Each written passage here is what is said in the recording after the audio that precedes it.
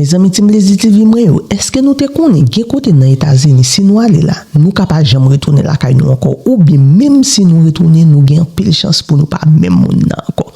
Eh bien, Tim Blazy TV, aujourd'hui, nous allons parler nous histoire des zones dans les États-Unis, montagne Appalachian yo, ak Louisiana, deux côtés différents, mais qui ont pile bagay bizarre en commun. Yon atmosphère lo, yon silence qui pas normal, ak yon règle moun pas écrit mais tout moun respecte li. Dans tous les côtés ça yo Tim Blazy TV yon moun qui habite ak yo fait connait que fait attention à qui j'en nous garder moun parce que parfois yon seul contact j'ai ka changer tout bagay. Mais connait Tim Blazy TV on commence ak montagne Appalachian yo qui c'est une chaîne monde qui pi ancien sur la terre. Yo traverse plusieurs états dans les États-Unis et puis yo courir des milliers de kilomètres forêt. Mais ça qui fait zone ça yo spécial, c'est pas seulement mon c'est isolement. Gè côté dans Appalachian yo, pas gen réseau téléphone, pas gen lumière, pas gen moun pour plusieurs kilomètres. Li difficile pour loin. Lumière soleil pas passer bien, li facile pour perdre direction même grand la journée. Gè ti communauté qui rete dans zone ça yo depuis plusieurs générations. Yo pas vu même Jacques moun dans ville là, yo gen propre règle pa yo. Propre façon de communiquer. Et yon nan bagay qui frappe moun qui sorti dehors, c'est façon moun sa yo éviter faire contact. Yo pas fixer yo pas garder ou pour longtemps, yo ka parler avec ou mais sans yo pas jamais garder ou direct. Et ça pas fait par hasard, c'est une habitude qui vient tourner une forme de protection et dans pile qu'il ti faire contact c'est un signe de respect confiance. Mais dans quelque partie dans Appalachian yo dans montagne yo, li ka interpréter une autre façon. Là fixer yon moun ou par contre, li ka wè satan pour un défi, li ka senti ou pas entrer dans l'espace, li ka vinn sous garde li immédiatement et puis déblosa répéter. Et dans zone isolée, côté moun compter sous tête yo pour yo vivre, réaction vinn plus direct, plus rapide. Gen témoignage qui fait connait que gen témoignage moun sur réseaux sociaux yo qui fait connait que yo kon senti une tension immédiate, là yo fait contact avec quelqu'un moun dans zone ça yo. Pas gen parole, pas gen menace clé, mais atmosphère a changé. C'est tant qu'on ou entrer dans l'espace ou pas doit entrer. Et gen yon monsieur même qui était allé pour faire expérience par lui. Nous connaissons que grand pile monde c'est Saint-Thomas, c'est les ou quoi. Et bien monsieur a raconté qu'il était dans un chemin qui pas trop utilisé. Pendant le tap marché, li wè yon homme campé dans mitan bois. Il fait un geste simple. Il pense que c'est mon ni garder l'ange pour le saluer nom nan mais nom n'a pas répondre. Il pas fait aucun mouvement, il juste campé à regarder. Et dans quelques secondes, randonnée a fait connait qu'il sentit un changement dans corps, côté un fret cap monter, une tension dans l'estomac, une impression qu'il est pas en sécurité. Et sans aucune discussion, il viré, il pété chal qui était place là. Et après ça, il apprend dans même moun local que dans quelques zones là, garder moun direct dans j'ai la cause problème que ou pas chercher. Et grand pile les jeunes tout, sous bête étrange.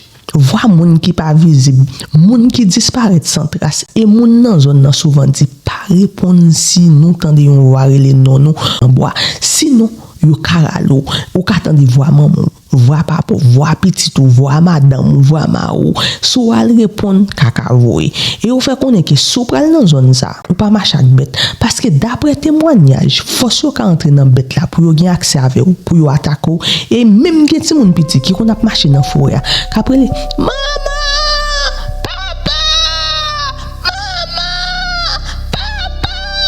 juste pour capter attention pour yo capon mais yo parti moun vraiment yo pas moun.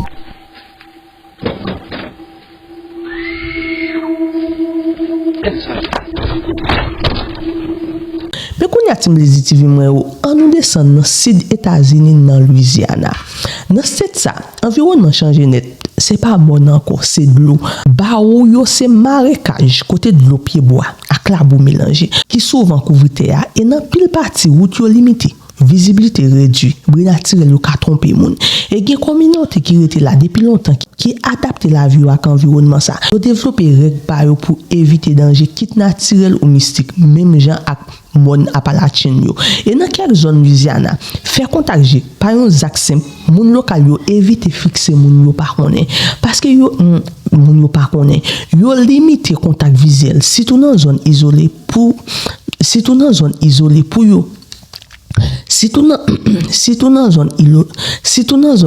pour yo même ça aider éviter conflit, éviter mauvaise interprétation qui est distance entre monde. Et pour bien comprendre Tim Blazy TV Louisiana, c'est un état qui a une histoire très riche mais tout qui très lourd.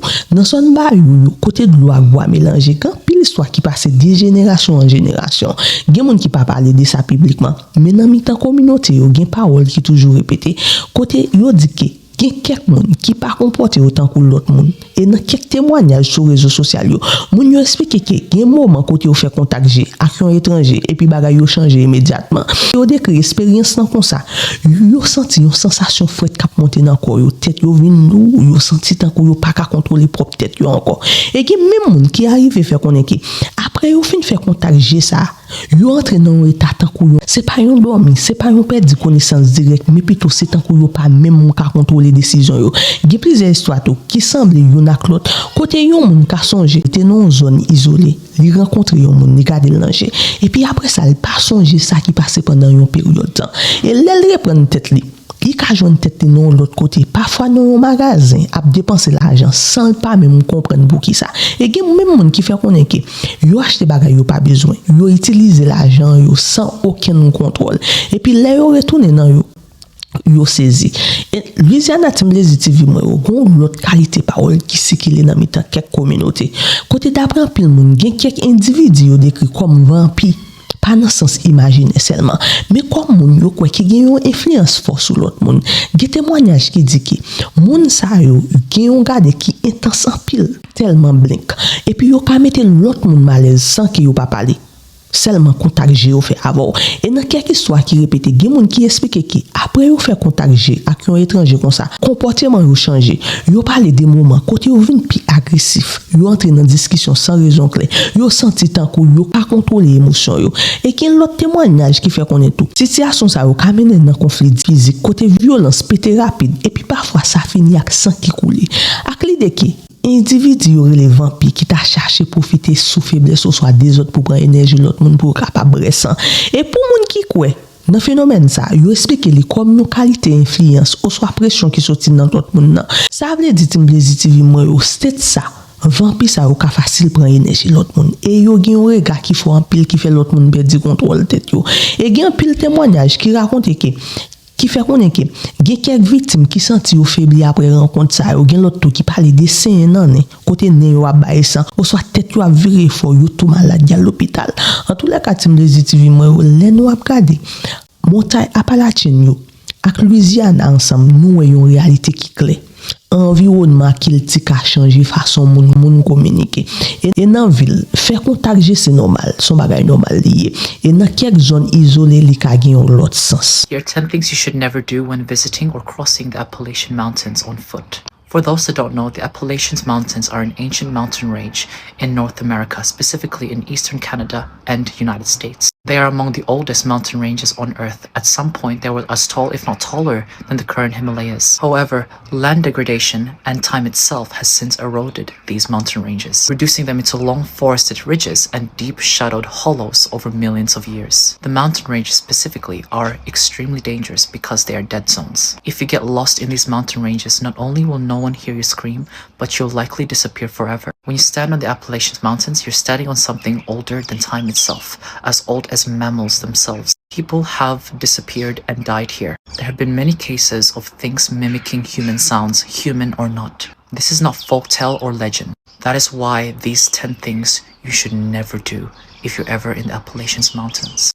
Number 1. Assume that your GPS will save you. The Appalachian Mountains themselves are dead zones, every single corner of it. The mountains themselves are folded and repetitive. Everything looks familiar, including the valleys and the ridges. Batteries die very quickly in these dead zones. And most importantly, weather can shift drastically fast. People have died, got kidnapped, vanished, and went missing because they trusted tech over preparation.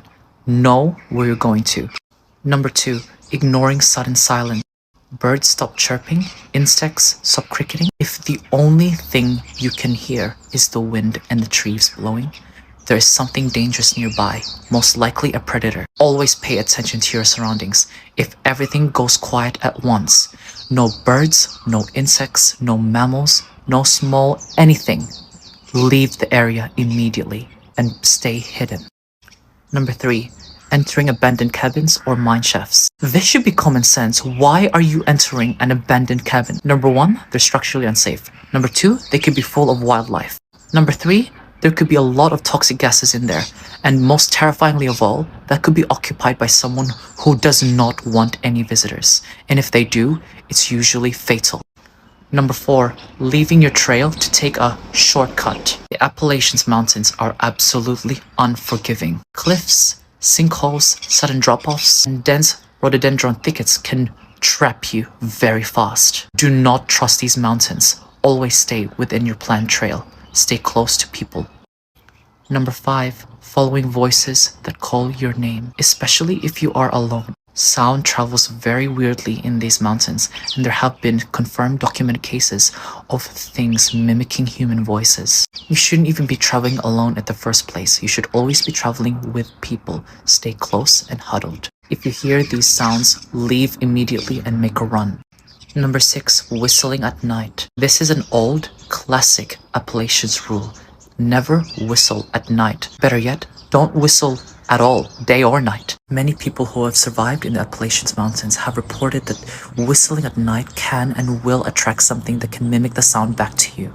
Even skeptics themselves agree that whistling carries the sound very far and can and will attract unwanted human attention. Number 7, camping on unmarked burial grounds or unmarked graves. People even say don't even go near these areas. Appalachia has centuries of forgotten history. Many people who've been to Appalachian Mountains or are literal locals there will straight up refuse to even enter these areas, and they won't explain why. Follow their advice. Number 8, disagreeing, ignoring, or even mocking the old folklore regarding the Appalachian Mountains. There's a reason why these legends exist, and they have most likely been passed down for hundreds of generations. Yes, hundreds, because these mountains are old as time itself. Ignoring it, let alone not even listening to it, is a great way to miss real survival advice that has been passed down from generation to generation. Number 9 is extremely obvious, and that is traveling alone without telling anyone. Search and rescue is non-existent, practically and theoretically. If no one knows where you are already significantly in trouble. If you get lost, you will die. And finally, number 10, assuming that the mountains themselves are empty. They are absolutely not. They are anything but empty. Wildlife is absolutely everywhere. There are human predators there, everywhere. And some places always feel watched. Always respect that feeling. It's always your instinct telling you there is something wrong. Do not ignore that instinct. Now, those were the 10 things you should never do when entering Appalachia. God bless and stay safe. What's the weirdest and most unusual experience you've had in the Appalachian Mountains? Buckle up, story time. Let me first shed some context on this area. You know how almost every region has a haunted location, like a haunted house? Everyone knows the history there, and everyone also knows that that history is a little dark. People funnel all sorts of energy into that location.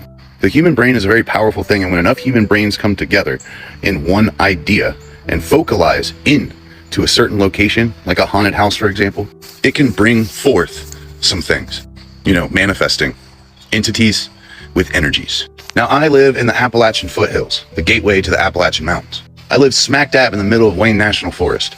A lot of native people used to live here, and they were relocated, offsetting an entire way of life, removing native people from their holy lands, native people dying in droves. Well, a lot of them focalized a lot of that energy to bring forth a certain entity that I don't even like saying out loud, but I've seen it, and it was fucking terrifying. All of our roads around here just go through endless forest. It can kind of get to your head when you're driving at night. Hardly any cell phone service in a very remote and sparsely populated area. One night I was heading home from fishing, just listening to the radio and carrying on, when a coyote stepped into the middle of the road. This thing ain't moving out of the road, so I just hit my brakes and I sit there with it in my headlights. When I first saw it, it'd be about as far as where that barn is, but it got about as close to where that fence is right there. It was acting real strange, real confident, nonchalant, like I didn't matter, like that big hunk of steel that I was driving, it didn't care about. It was walking right down the center of that lane. When it gets from about me to that fence, it just stops. I've never seen an animal be so still in my life. So I'm honking my horn at it. I'm making all sorts of noise and hooting. I don't want to hit this thing. I want to just get around it. But something's really striking me off with it. I honk at it several more times till finally I take my car out of park, and the moment I took my car out of park, I saw it stand up. Just like the freaking hair on my arm right now, I saw it stand up on its back legs, man, and it rattled me to my core. We don't even say the name of this thing out loud here. you'll just invoke it. The only thing I thought to do was just accelerate hard and get past it and try not to look at it as I got by. But I could not help but notice it remained perfectly still, except for its head twisting, looking at me as I went by it. I was terrified to look at my rear view. Terrified. I flew down them old coal mining roads and those old wagon trails, man. I was hauling ass to get home. I never once felt like it wanted to hurt me. Just wanted to make sure that I knew that it was real. As big and as brawny and as strong as I am, there wasn't a single part of my head that thought that I could win whatever that was. It psychologically dominated me without barely moving. When it stood up, it looked like it had gained like an extra 2 feet, just perfectly still. I got more of them. Me and Cody had a few run-ins with the big guy too. Me and Cody even got impressions of his feet, but that's a story for another time. Welcome to Appalachia. Stay safe. Stay wild. En tous les cas, team Blazy TV, moi, yo tête chargée, bagay yo pile sous pile problème à ponter à sens. C'était important pour me deviner partager nouvelles ensemble avec nous. On a continué, merci toute belle team Blazy TV qui est toujours là pour supporter le travail, ça qui est toujours là pour bailler love, qui est toujours là pour partager vidéo à chaque fois me poster. Team Blazy TV, moi, big up pour nous, moi, mais nous en pile. Et nous même tout qui prend la peine tomber sur plateforme, ça qui c'est Blazy TV. N'a pas invité au venir une belle team ça qui c'est belle team Blazy TV parce que nous va aider toute sa factualité. Abonnez à page follow page pour nous toujours courant de toute sa capacité Blazy TV moi bisous. Bien causé.